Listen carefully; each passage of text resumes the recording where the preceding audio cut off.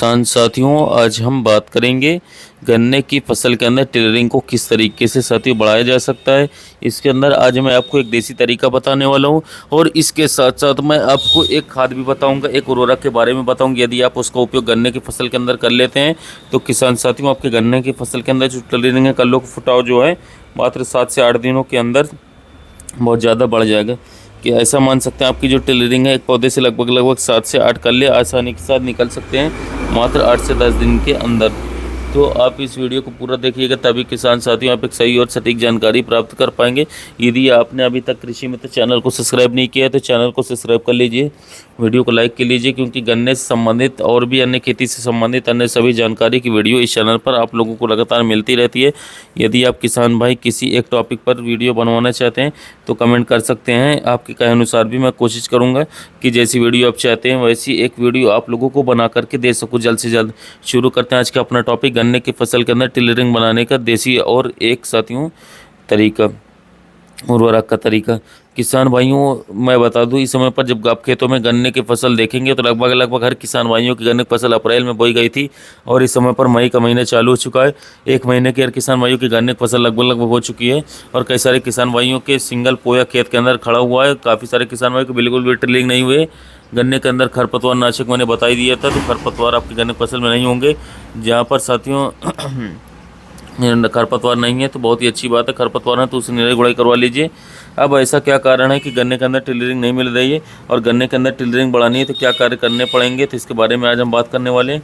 तो सबसे पहले जो किसान भाई मैं आपको बता दूं कि इस समय पर साथियों जो फसल है हमारी, लगभग साथियों हर किसान भाई की फसल 1 महीने के आसपास की हो चुकी है और पोया यदि बिल्कुल सिंगल खड़ा हुआ है तो इसके अंदर जो खुदाई वो भी यदि करवा चुके हैं, अपनी निराई गुड़ाई करवा चुके हैं, तब भी सिंगल हैं।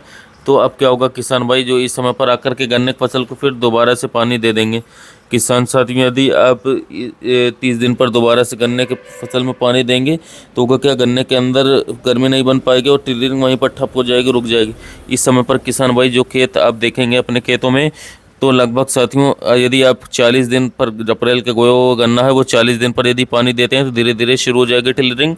क्योंकि किसान साथियों टिलरिंग होने के लिए खेत के अंदर हल्की गर्मी की आवश्यकता भी जरूरी है। यदि गर्मी नहीं बनेगी खेत के अंदर तो नीचे से टिलरिंग होकर के नहीं चलेगी। तो कोशिश कीजिए गन्ना बोए के बाद 40 दिन पर पहला पानी दें। इस समय पर साथियों आप देखेंगे कि गन्ने की फसल में लगभग हर खेतों में पोया बिल्कुल सिंगल खड़ा हुआ है।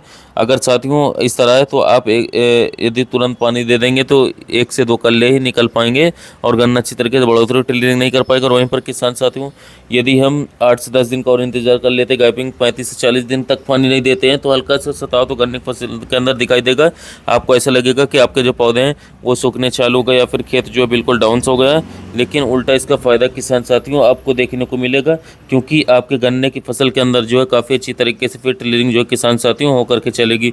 तो इस समय पर सबसे पहले आपको ये ध्यान देना है कि एक पानी देने के बाद जब आप अपने खेत की कल्टीवेटर से जुताई कर देते हैं और उसके अंदर जो खोद निकालते हैं, जिस तरीके से इस समय पर साथियों आपके हर खेतों में साथियों अच्छी तरीके से दिख रहा होगा, ना कोई खरपतवार दिखेगा, ना ही कोई दिक्कत, कोई रोग दिखाई देगा, क्योंकि हमने समय पर स्प्रे बताएंगे आपको। इस समय पर किसान साथियों आप लोगों को कम से कम 10 से 12 दिन बाद ही पानी दें तो साथियों इसके अंदर 2 से 3 कल्ले आसानी के साथ निकल करके चल सकते हैं। अब किसान साथियों ये तो हो गया हमारा देसी तरीका है, यानी कि हमें इसके अंदर जो है साथियों कुछ दिन का इंतजार करना होगा तभी टिलरिंग निकल करके चलेगी। अब मैं बात कर लेता हूँ कि आप लोगों को इस समय पर कौन सी उर्वरक डालना है। जब किसान साथियों 10 से 12 दिन बाद आप इसके अंदर साथियों सिंचाई करेंगे तो उस समय पर आप लोगों को कौन सा खाद डालना है। एक बात का ध्यान दें, जिस खाद के बारे में आपको बता रहा हूँ, इस खाद का उपयोग आप पहले पानी पर या दूसरे पानी पर कर सकते हैं। यदि इसके बाद आप इसका प्रयोग करते हैं तो ज़्यादा टिलरिंग तो नहीं हो पाएगी, इसलिए आपको इसका उपयोग पहले या दूसरे पानी पर ही कर लेना है। किसान साथियों इस खाद का नाम है, ये टाटा कंपनी का रैली गोल्ड आता है साथियों, माइक्रोराइजर बेस्ड फर्टिलाइजर है। टाटा रैली गोल्ड नाम से आप लोगों को मार्केट में मिल जाएगा साथियों। और इसकी जो आपको मात्रा लेनी है, डोज लेनी है, वो 5 किलोग्राम प्रति एकड़ के हिसाब से साथियों आपको रखना होगा। ये 180 रुपये प्रति किलोग्राम तक मिल जाएगा। 5 किलोग्राम बेस्ट रहेगा और इसे लगभग 25 से 30 किलोग्राम यूरिया के अंदर मिक्स कर लीजिए अच्छे तरीके से। और उसके बाद जो अपनी गन्ने की फसल के अंदर इसे आप डलवा दीजिए। कोशिश करें पौधे की जो जड़ है, जड़ों के पास में इसे आप डलवाएं और अगले दिन किसान साथियों आप अपने खेतों के अंदर पानी चलवा दीजिए। ध्यान यही रखना है साथियों कि पहले या दूसरे पानी पर ही आपको ये खाद डालना है, ये उर्वरक डालना है, उसके बाद नहीं डालना है साथियों, क्योंकि ज़्यादा अच्छे रिजल्ट फिर आप लोगों को देखने को नहीं मिल पाएगा। इस तरीके से यदि किसान साथियों आप चलते हैं तो आपके गन्ने की फसल के अंदर साथियों मात्र 8 से लेकर के 10 दिन या 12 दिन के अंदर अंदर आपके गन्ने की फसल के अंदर से काफ़ी अच्छी तरीके से टिलरिंग निकल करके चालू हो जाएगी। कल लुक फुटा होगा, शानदार विकास होगा। उम्मीद है मैं आपको एक सही और अच्छी जानकारी दे पाया हूँ।